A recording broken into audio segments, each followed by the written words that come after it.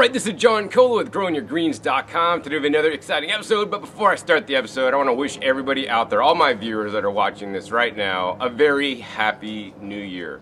And to have the best gardening season in 2015. And if you're not already gardening, I want you guys to start gardening.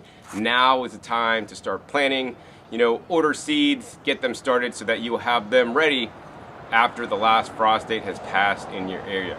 As for me, I'm continually planting in my garden. I grow year-round, and if you live in a place that basically doesn't have snow on the ground during the winter, I want you guys to have a garden. If grass is growing outside and it's still alive, and there's trees and things still alive outside with greenery on them, you can have a garden in the winter time. So here is a mild climate, and we might get down to freezing a couple days, but I'm gonna plant a whole bunch, as you guys can see all lined up here in this freshly prepared raised bed, whole bunch of vegetables for the winter season. Now the winter season for me is mainly about leafy greens, but I have a few other things that I'm gonna be planting as well.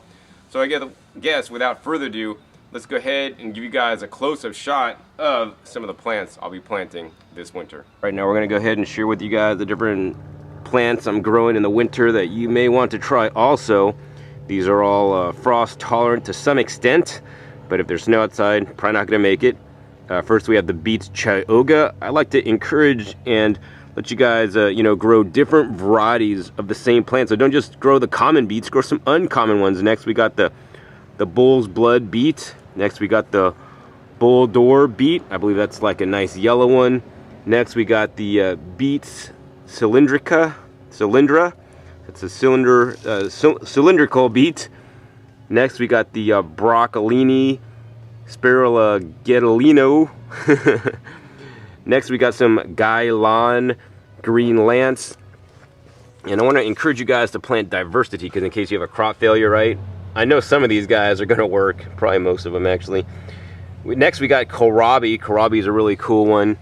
And yeah, that makes you could eat the leaves. So like all these plants that I'm planting, actually you could eat all the leaves, and on the beets obviously you could eat the roots as well.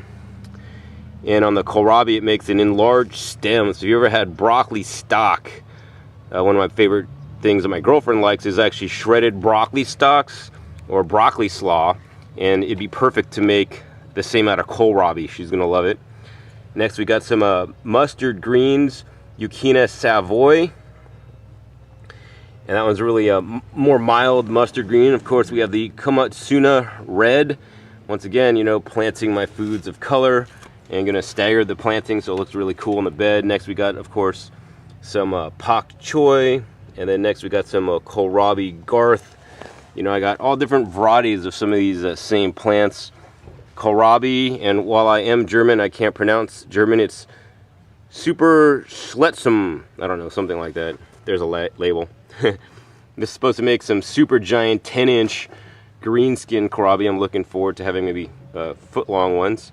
Of course, next we got some lettuce. I got two little things of lettuce, and I'm not while I do like to eat lettuce, I'm not a big fan of growing it. It seems to always get a lot of bugs and slugs and things like that in it, so I'd rather grow like something like this, the frisee or endive, much less affected by bugs, and even less affected in general is the escarole Badvian. Of course, my favorite leafy greens in the winter time, and if you're European you'll know this one, most Americans don't know what this stuff is. This is actually known as the mâché, or corn salad right there. These little baby delicate leaves are so delicious, and if you live in Europe, you could go to any store and they have mâché, especially in the winter time, and it's so delicious. If you live in America, I want to encourage you guys to maybe grow some yourself. And it's a cold crop, so I like to grow it when it's cold outside during the fall and winter season. Next we got one called Minutina, and this is also known as the buckhorn plantain, related to the common plantain. I do recommend harvesting those guys small when you can. And of course, up one of my trellises, we're going to plant these guys. The sugar snap peas, or sugar and peas. They're going to grow during the winter, and hopefully, probably about maybe by March, I'll be having my own sugar snap peas off the vine. One of my first, fruiting crops, that I'll be getting to eat. All right, so you guys saw what I just planted, and these are just some of the crops you could plant. You know, normally I plant a lot of brassica family crops, so things like the cauliflower, the broccoli, the kale, the Brussels sprouts, things like that. And this time I'm pretty much just planting the kohlrabi. And I want to let you guys know that on all the brassica family plants, you know, even things like broccoli, which we normally eat the flower, or the cauliflower, which we normally eat the flower, you can eat all the leaves too, and you know, it tastes similar to kale.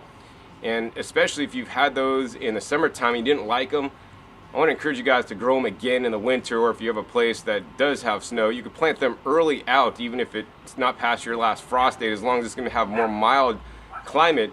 And you know, these plants get sweeter in the winter in response to the weather, and then they're even actually more delicious than the summertime. So yeah, revisit them if you don't like their taste. And also I recommend harvesting the little baby tender young leaves. They're always more flavorful than the large ones.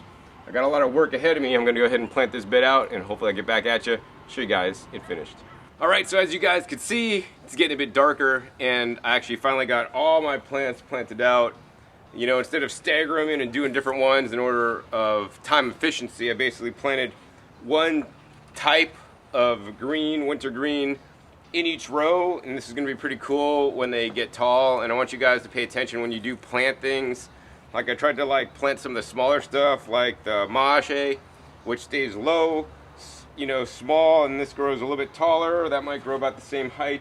And as I get into the middle, you know, they get the tallest, so this will look pretty cool.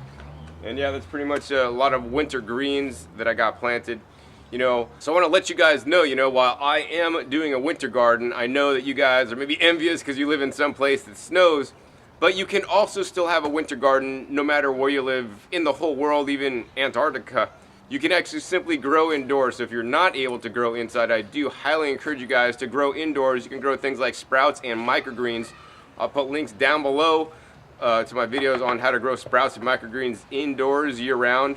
You know, the food that you can grow yourself by far is some of the best food on the planet. That's going to nourish your body, feed your body, so that you can be healthy, wealthy, and strong.